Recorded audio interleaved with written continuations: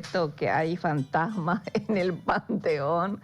Bueno, yo me dedico a la historia, gente. No soy cazafantasmas. No sé si hay. Tampoco soy médico. No me puse a analizar si hay fantasmas o no. Que cada pregunta que me hace la audiencia es para morir. A mi corazón te envío un saludo enorme. ¿Qué querés? Me preguntas algo que no te voy a poder contestar. Ay, Dios mío. ¿Verdad? Ay, sí.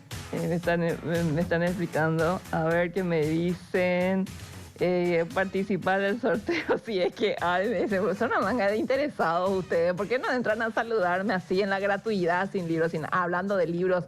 Si todavía no compraste este libro y a recomendar, porque siempre me están diciendo, profesora, y obviamente que voy a recomendar mi trabajo de investigación, Las conspiraciones de 1866-1869 contra el gobierno del Mariscal López. Me sigo riendo por lo del fantasma.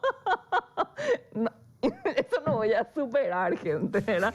Este libro tiene lectura obligatoria para todos los paraguayos que quieran conocer la verdad de los sucesos de la guerra de la Triple Alianza en el lector, nada más y nada menos. Bueno, continuamos con el tema de la Junta, ¿verdad?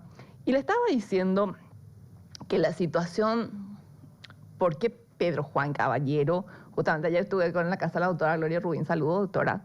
Ella es una fan de Pedro Juan Caballero, ¿verdad? Y me dice, ¿cómo es lo que te puede gustar, doctor Francia? Y yo le pregunto, ¿cómo te puede gustar Pedro Juan Caballero? Y así, excelente tarde. Gracias, querida doctora, por recibirnos en tu casa. Y el meyú estaba riquísimo. Bueno, de paso. ¿Qué pasó? Aparte de todo eso que le estuve contando, los porteños deciden enviarnos un emisario para hablar sobre el futuro del Paraguay. ¿Se imaginan, Piol? Los porteños le envían a alguien para hablar sobre nuestro futuro. No sé, ¿en qué cabeza puede entrar esto, verdad? 1811 inicia nuestro proceso, ciertamente un proceso largo de independencia, pero los porteños nos envían a alguien para hablar de nuestro futuro. Listo. Entonces, ¿quién podía negociar con el señor Nicolás de Herrera? Este uruguayo que fue a trabajar en Buenos Aires, ¿verdad? Los Herrera tienen una amplia trayectoria en las relaciones exteriores, ¿verdad? Entonces necesitaban del liderazgo del doctor Francia, ¿verdad? Un 12 de noviembre, este documento que ahí tenemos en pantalla es muy importante. Escuchen la fecha. 12 de noviembre del año 1812, Yeiros y Caballero le escriben a Francia y le mencionan todas estas circunstancias que yo les estuve relatando, ¿verdad? Y dice, es imperioso, dice este documento acá atrás, es imperioso su retorno a la Junta. Pero Francia, ni corto ni perezoso, como él sabía ejercer el poder político, no era ningún tonto, ¿verdad? Entonces impuso unas condiciones que estaban relacionadas primero con la facción porteñista, porque el doctor Francia era un antiporteño total. Estamos hablando de un nacionalista, de alguien que defendía los intereses del Estado paraguayo. Entonces él desconfiaba y le miraba atentamente a los paraguayos que eran agentes porteñistas, ¿verdad? No le gustaba, no quería saber nada al doctor Francia de eso. Entonces, la condición que él puso estuvo relacionada, ¿verdad?, con este tema y su antiporteñismo. Y por otro lado, también el tema de limitar el poder de los militares. Esas dos fueron sus bases y sus condiciones para empezar a negociar con Yeiros y con Pedro Juan Caballero para su retorno a la Junta y para que él, ¿verdad?, se encargue de las negociaciones, de entablar, a ver, escuchar qué es lo que quería Nicolás de Herrera. Bueno, entonces, el día 16 de noviembre del año 1862, ¿verdad? Perdón, 19 de noviembre del año 1812, no sé por qué me fui al 62, mi cabeza voló a la Triple Alianza, no sé por qué, perdón, corrijo la fecha, de 1812, estipulaban, ¿verdad?, Francia plantea que a partir de ahora, si él acepta regresar a la Junta, las órdenes del gobierno que serían emanadas a partir de su regreso tenían que ser firmadas por 3 personas, es decir, por Yegros, por Caballero y por el doctor Francia. Estamos viendo acá que no está incluido Fernando de la Mora. Bueno, ya vamos a llegar a saber por qué. Luego, lo que hizo Francia es organizar este 16 de noviembre en este acuerdo, ¿verdad?, la creación de un segundo batallón de ejército. Este segundo batallón de ejército, el cual contaba con la mitad de las municiones de la provincia, así. Se crearon, ya teníamos nosotros un batallón de ejército que manejaba nuestras armas, que manejaba nuestras municiones, y Francia dijo, espera un ratito, para volver vamos a crear un segundo batallón de ejército y vamos a dividir las armas y las municiones. Y yo voy a ser el comandante de este segundo batallón, ¿verdad? Entonces el segundo batallón fue colocado bajo su directo y único comando. Justamente eso podemos leer en este libro de Richard Alan White, La Primera Revolución Radical de América. Es un libro muy importante para conocer cabalmente lo que pasó en este periodo de fortalecimiento de la independencia paraguaya. Entonces, obviamente, sí, aceptaron todas sus condiciones, rápido, como se dice, y implícitamente uno puede leer entre líneas que la Junta Gubernativa está bajo la dirección del doctor Francia, porque necesitaban del doctor Francia, no podían resolver sin él muchas cosas. Como la situación de nuestras relaciones estaba muy quebrada con los porteños, no había unión, no había alianza, no había confederación, no había nada, ¿verdad? Y existieran muchísimas sospechas paraguayas, ¿no?, que obviamente que no quería, de la facción que no quería adherirse a los porteños. Y para calmar las aguas y contarle a los paraguayos de las ventajas de una posible anexión del Paraguay como provincia, justamente al gobierno de Buenos Aires, envían al secretario de gobierno, repito, al secretario de gobierno de Buenos Aires, lo envían hasta Asunción. Justamente estamos hablando del señor Nicolás de Herrera, que llega aproximadamente, algunos dicen 6 de marzo, otras fuentes nos sitúan que realmente fue a mediados del año 1813, ¿verdad? Pero que Nicolás de Herrera es una misión que muy poco detallan en los libros. ¿Por qué nos detallan muy poco?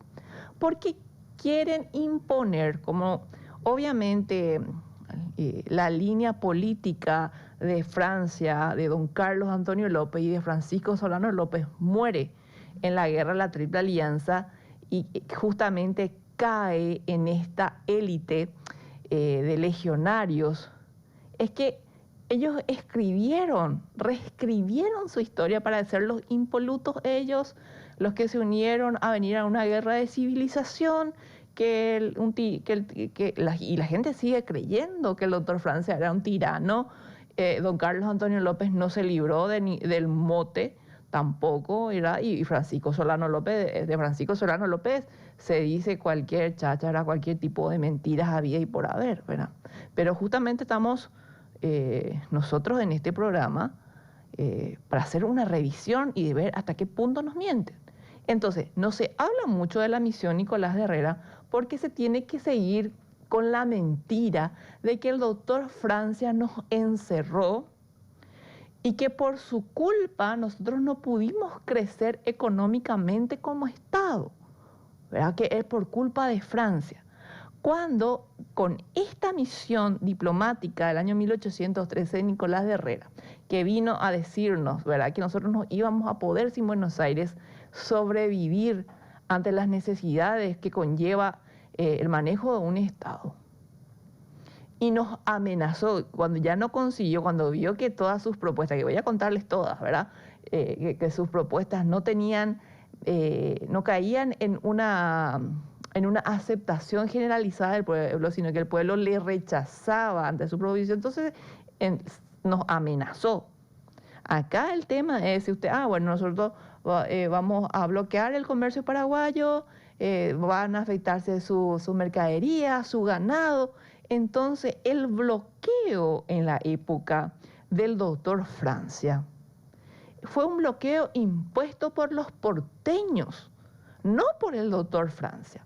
Lo que nosotros sí podemos hablar es de un aislamiento político, es decir, decía el doctor Francia que a mí no me van a tener de entrometido en querellas extrañas. Entonces le dijo que no a Artigas, no a Bolívar, a toda esa manga de libertadores, no vamos a meter, porque nosotros acá localmente tenemos problemas, no estamos para ir a meternos con los problemas de los demás.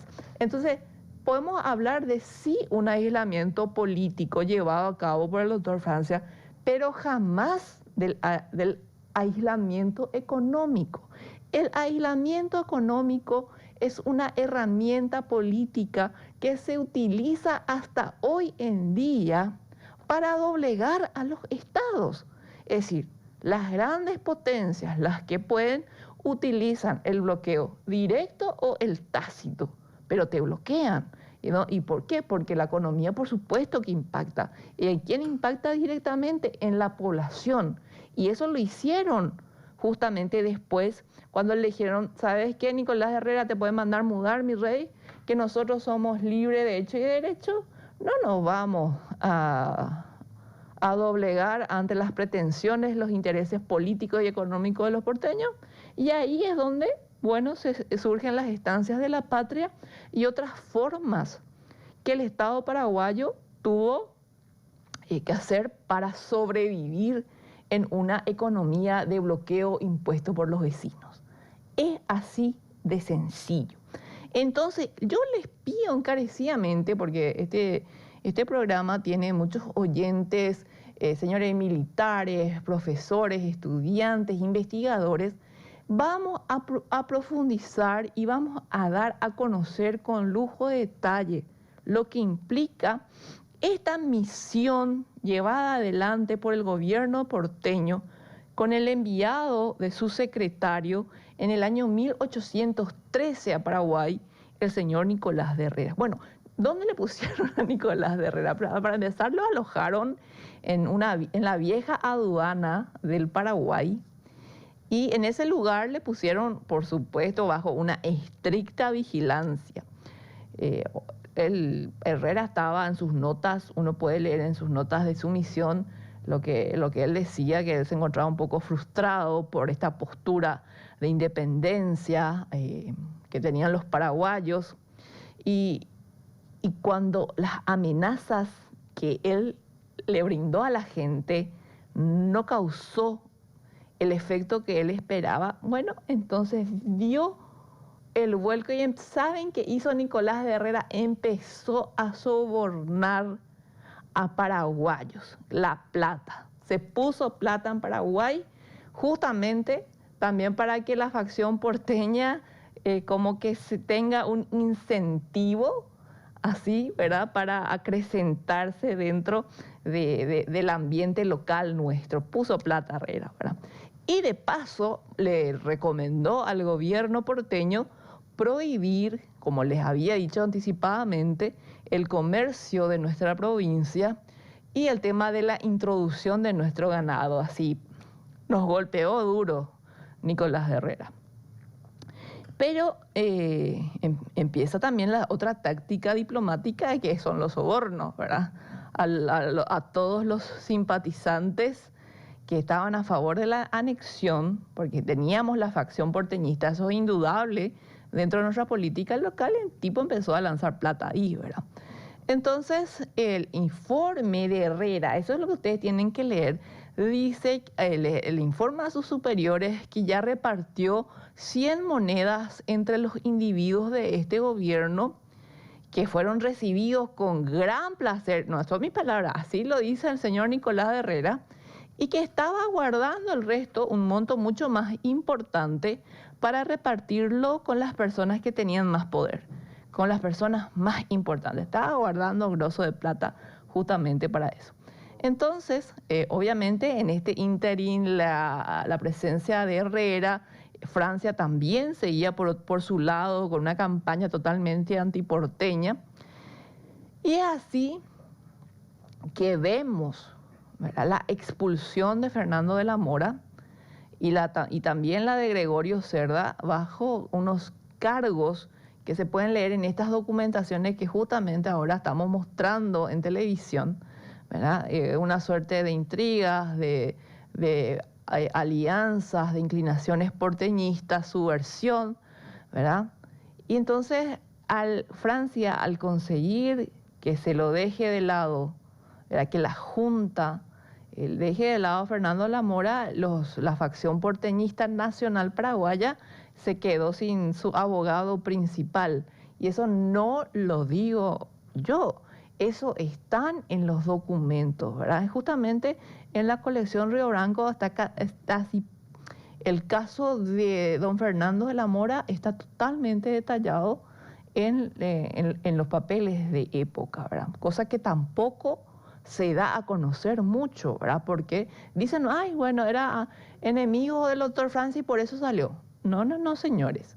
Hay una explicación bastante contundente.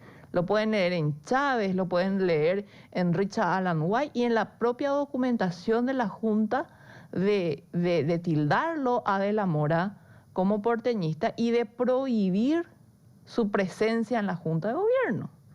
Eso está en los documentos primarios y lo pueden bajar de forma online entrando al Archivo Nacional de Asunción. Bueno, aunque realmente es Archivo Nacional nomás, ese de Asunción está de más, ¿verdad? Obviamente, ante esta situación, Nicolás de Herrera se pone a trabajar en el discurso, porque él decía, bueno, se va a hacer un congreso, se está llamando a un congreso, se está movilizando gente, yo me voy a poner a trabajar en un discurso para poder leer ante la Asamblea y que los paraguayos sepan de las conveniencias de la anexión de esta provincia a Buenos Aires.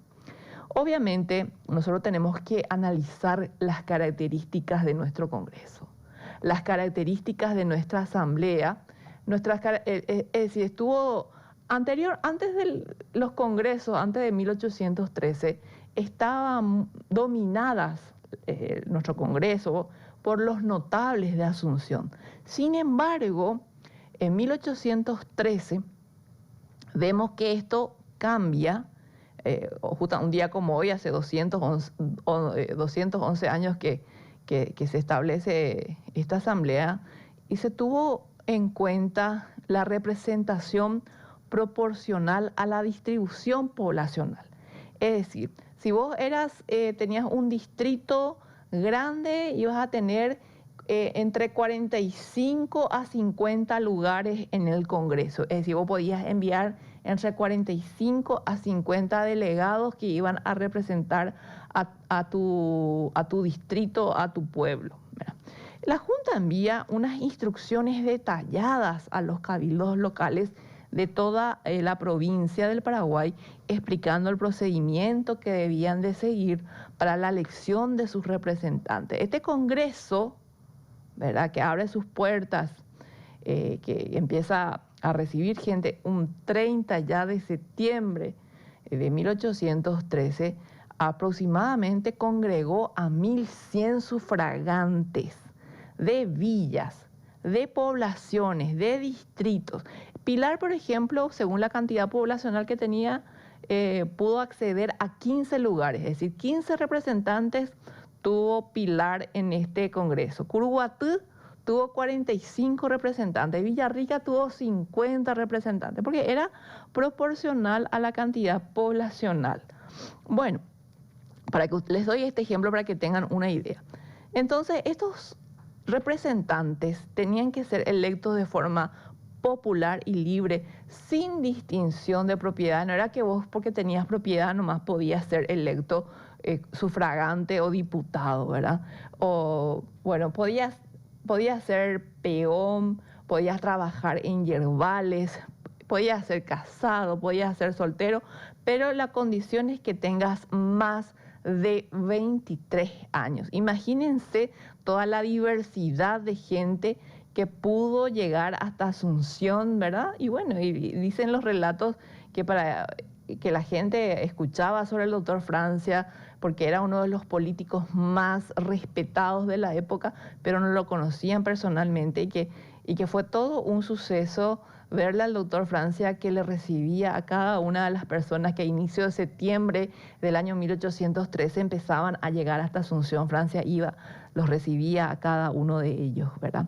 Entonces, estos delegados llegaban lentamente a Asunción para integrar este primer Congreso Popular de América Latina. Por eso no solamente es importante el Congreso, porque un 12 de octubre de 1813 declaramos nuestra forma de gobierno, que es el republicano, es decir, la República del Paraguay, sino que fue un Congreso realmente popular en toda América Latina. Pequeños granjeros, estancieros, peones de estancia, colectores de hierba, boteros, empleados de comercio tuvieron la oportunidad, ¿verdad?, de expresar su voto, su parecer, sus inquietudes, de conocer personalmente a este hombre que habían escuchado tanto, al doctor Francia, ¿verdad? Y bueno, desde el hombre más acaudalado hasta el hombre más humilde, fue representante, tuvo un lugar, tuvo una voz y tuvo un voto en este Congreso Popular paraguayo y el primero en Latinoamérica que tenía estas características. Pero ustedes tienen que saber que los demás congresos en otros países, siempre la clase criolla, los patricios de esos estados eran los que llevaban, vamos a decir, la batuta en la política, pero acá en Paraguay fue todo sui generis al conformarse este tipo de congresos. Por eso es que es tan interesante conocer nuestra historia a profundidad. Y un 30 de septiembre, la Junta de Gobierno, que realmente era un triunvirato. Si nosotros en 30 de septiembre nos ponemos a analizar la Junta Superior Gubernativa cómo estaba constituida, y era un triunvirato a esa altura, Caballero, Yegros y Francia, era un triunvirato. Entonces, este Congreso con 1.100 diputados que se reunió en el Templo de Nuestra Señora de la Merced, la presidencia de este Congreso recae, por supuesto, en la figura de Pedro Juan Caballero, pero el liderazgo efectivo de este Congreso lo llevaba el doctor Francia. Un Congreso nacionalista, porque se ve que el doctor Francia con su campaña antiporteña pudo eliminar a la facción porteñista. No estuvo presente la facción porteñista en este Congreso, y los portugueses, bueno, jamás lo tuvieron ni una posibilidad ni una oportunidad de tener algún representante en este Congreso. Lo primero que hicieron en la apertura de este Congreso, los delegados empezaron a discutir sobre las relaciones con Buenos Aires, y ahí es donde ellos rechazan toda posibilidad que Nicolás de Herrera pueda asistir tan solo a leer lo que quiso leer, a pronunciarse, que pueda asistir al Congreso. Y en votación casi unánime decidieron que efectivamente Buenos Aires había violado el tratado del 12 de octubre del año de 1811. Obviamente este Congreso empezó a estudiar otros puntos, varios días. La Asamblea se dividió en comités para bosquejar formalmente las decisiones a que habían arribado. Una reunión final, la sesión del 12 de octubre, es ahí donde se declara, se habla en el Congreso de la forma de gobierno que es la República, y es ahí donde se ratifica que el gobierno paraguayo va a presentar un plan de gobierno que fue escrito por el doctor Francia. Imagínense, 1813 ya se tenía un plan de gobierno. Qué importante, ¿verdad? Y bueno, esto se publica como el bando del 21 de octubre de 1813.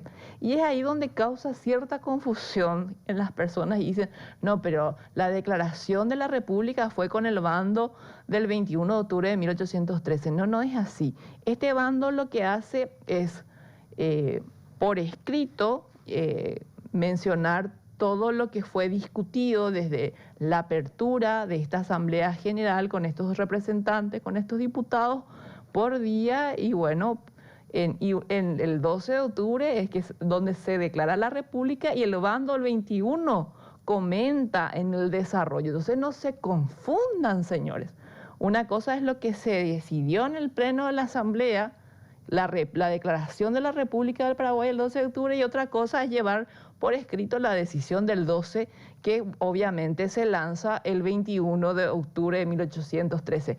Pero hay que saber, por eso es tan importante la profesión del historiador, ¿verdad? Sinceramente les digo de corazón eso, para que no cualquiera puede tener la hermenéutica correcta de estas cuestiones que involucran al devenir histórico de nuestras instituciones. Bueno, se me termina el tiempo, tengo 5 minutos. Les puedo decir que este bando, que algunos lo llaman nuestra primera constitución, aproximadamente unos 17 artículos, y son una obra maestra que refleja, bueno, cómo el poder podía ser equilibrado, ¿verdad?